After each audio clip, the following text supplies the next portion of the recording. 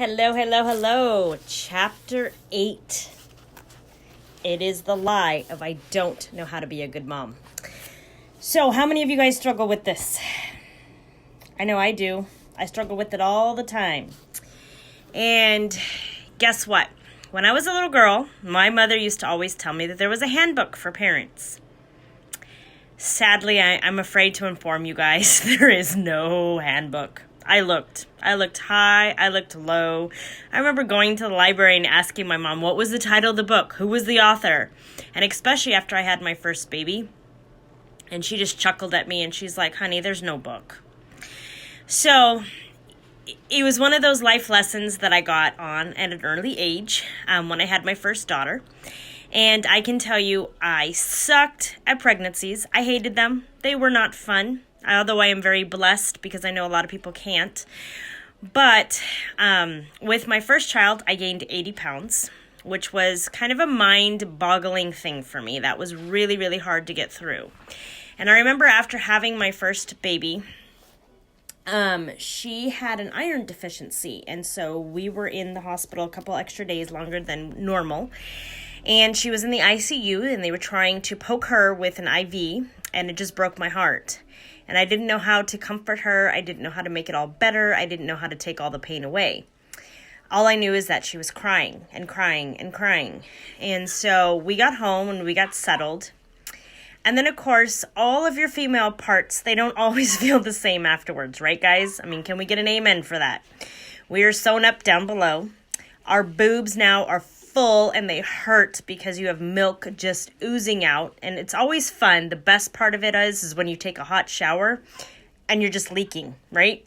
No reason, just leaking.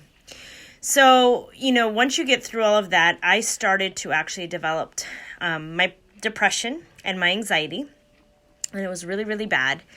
And I remember cocooning for a long time and not admitting that I needed help. I needed to get out of the house. I needed to just go away and get some help. And so I finally admitted to it and I finally got some help, which was a good thing. And just know that a lot of moms, we all go through this. This isn't anything new. It's not unique. It's not special.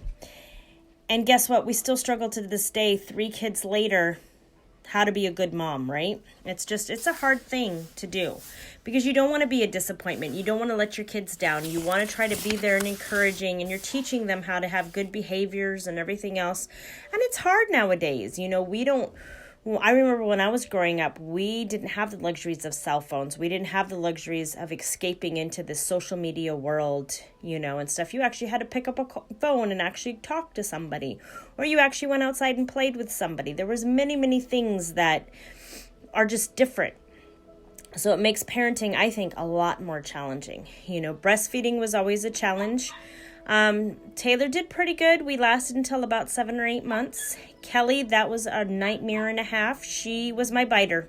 She liked to bite at my nipples all the time. And, we went through periods of crying and, the nipples were cracked open, bleeding, the whole 9 yards. And then Steele took to it just fine. So every kid is different. Every experience is different. Every birth is different.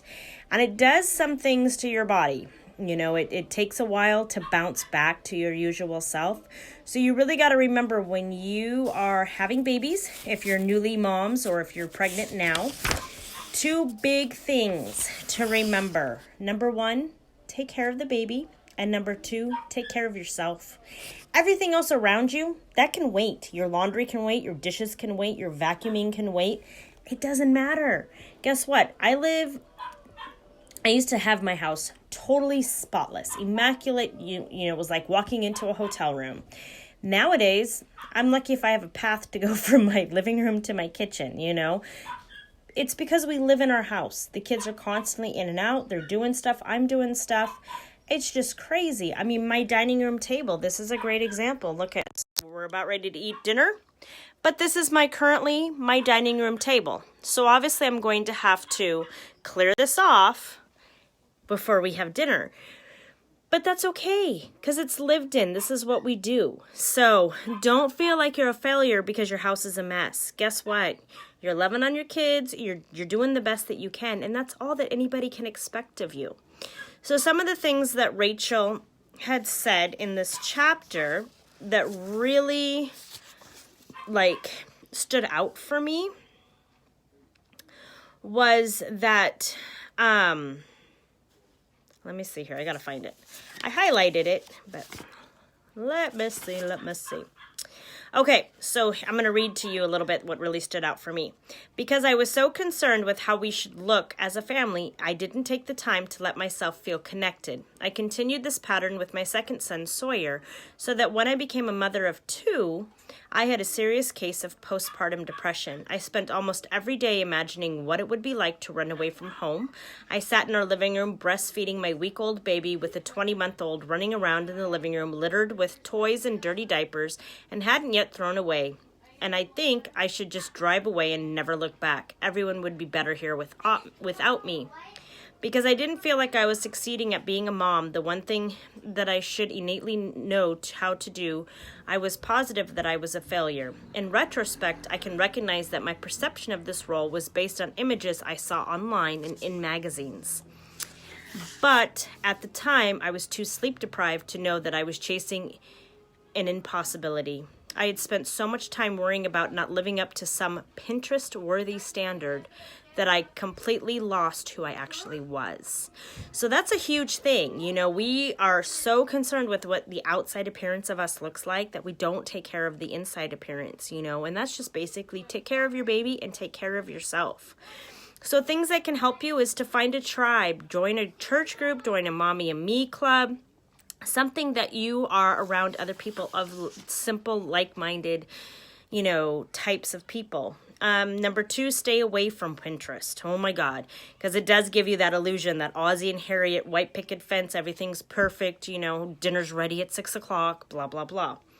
Number 3, get out of the house. This is my favorite line out of the entire chapter. The best thing you can do for yourself, your sanity, and your baby is to leave the scene of the crime. Just leave. And then the last thing is talking to somebody about your feelings. It's super important to reach out to people that have had kids before and to talk about those things because you just know you are not alone. So it is a lie that you don't know how to be a good mom because you know what? You guys are all rocking it and you guys are all doing an amazing job. So we are going to hit it again on Monday, and the next lie that we're going to discuss is I'm not a good mom. So have a great weekend, everybody, and we'll see you guys on Monday.